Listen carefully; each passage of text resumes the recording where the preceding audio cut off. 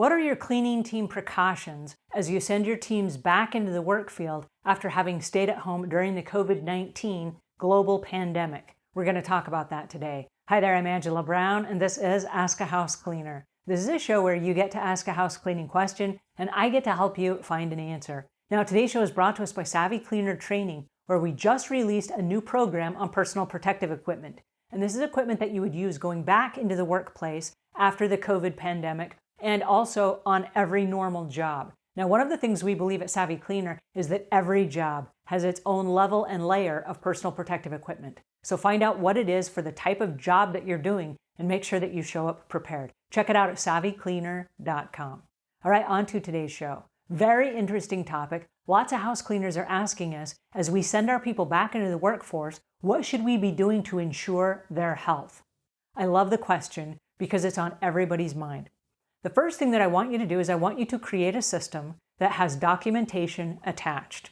And for this, when your person shows up at the top of the day, I want them to be asked a series of questions on paper. And the reason I want it to be on paper is because I want them to sign it at the end, and I want that to go inside their employee file. Now, whether you decide to do this electronically and store it in an electronic Dropbox, or whether you do it on paper, it is entirely up to you. But here's the catch.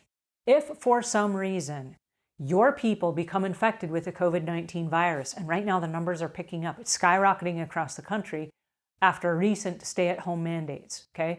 The doors opened again, people started going back to business, and the numbers started rising. All right, so if your people catch it, we have to backtrack by law. We got to backtrack to find out who they were in touch with, when they started having symptoms, and all these things. You do not want to be the one that says, well, we kind of think everyone was well and healthy when we sent them out. No. You need to know, and it needs to be documented. So the first thing that I want you to do is have a series of questions. The questions are going to include all of the symptoms from the COVID-19 scare, okay? What this is did you have any fever whatsoever? And you're going to take the temperatures of your employees before they go to work, okay? It's just a great way just to check, just to be sure. Ask questions like, have you lost any sense of smell or taste? Have you had any headaches? Have you had any muscle fatigue? Have you been overly tired? Have you had any chest pains? Have you had any cold or unexplained coughing? And you go through a series of questions that they have to answer and they have to sign off on. One of those questions is, have you knowingly been exposed to anyone with the coronavirus? Have you been around anyone? Have any of your family members been connected to the coronavirus? And if they answer yes, it could be someone in another state. But at least you know, right? At least you know, at least it's on paper. Okay, now that said, when they sign that goes inside their documents, inside their employee records every single day. Here's the reason why. Our customers want guaranteed proof that we are sending healthy people to them.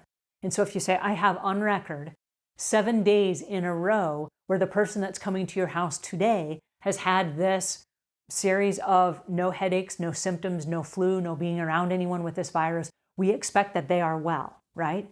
And then if they have had the virus, then you've got the whole entire quarantine process documented, that they stayed home for 14 days. And if there was no fever or whatever, there was 3 days of no symptoms whatsoever on the tail end of their quarantine. You have all of that stuff documented so that you're not sending people out just hoping, because we do not want to put our customers in harm's way. This is their families, it's their pets, it's their elder parents, it's their kids, it's all of the people that they're associating with on a day-to-day basis. We do not want to put them in harm's way. And if we are infected and we come into their homes, we contaminate their homes and we make their homes sick. So we want to make sure as employees we are prepared. Now, another preparation we have to take is we have to take a preparation of, if we are trained in a certain series of disinfectants or sanitization products, and we go to the grocery market and they are unavailable, or I know for us, our regular shippers right now are shipping to hospitals and care centers, and they're not shipping to professional house cleaners. So I'm like 2 months overdue on some of the products that we've ordered. So you have to improvise and use the best products that you have based on what you know. What happens if you go to a market and you see that there's another product that's similar to the one that you're using? Oh my goodness, you got to start all over again. You got to learn the safety data sheet. You got to learn what you can use it on. Is it for porous or non-porous surfaces? How long are you supposed to leave it on if you're disinfecting or sanitizing? What are the rules for that particular product? Part of the training that you have to do is you have to do impromptu trainings with your staff in the event that you have to improvise and come up with a different chemical solution.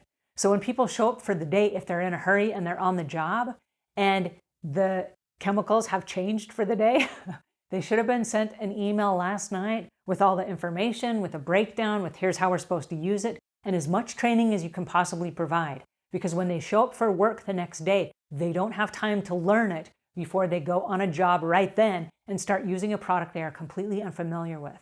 So part of your job is to train them, and if the PPE changes, you have to inform them and educate them on the PPE that's changed that will now be associated with the new chemical that you're using.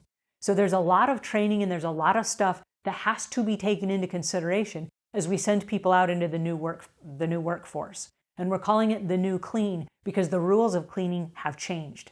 So my inspiration to you is that you take it seriously as far as how you run your business. Because as the business owner, you are liable for whatever happens while your people are on the clock. So I don't want to scare you, but as we send workforces back into people's homes, I want us all to be aware the rules of the game have changed. You're going to get to a customer's house now, and where they were gone before, they might still be home. They might still be home with nowhere to go. School is out for the summer. The kids are home. The elder parents came into town because the family felt that even though they were healthy, they could better be watched at their home and cared for. There are a whole bunch of new things that are happening. And so we have to be flexible and we have to adapt and we have to make that work. So those are my suggestions for you. Lots of training, lots of patience, lots of customer conversations so that there are no surprises. All right, I hope this helps a little bit. If it does, please pass it on to a friend. If we've earned your subscription, please subscribe. And until we meet again, leave the world a cleaner place than when you found it.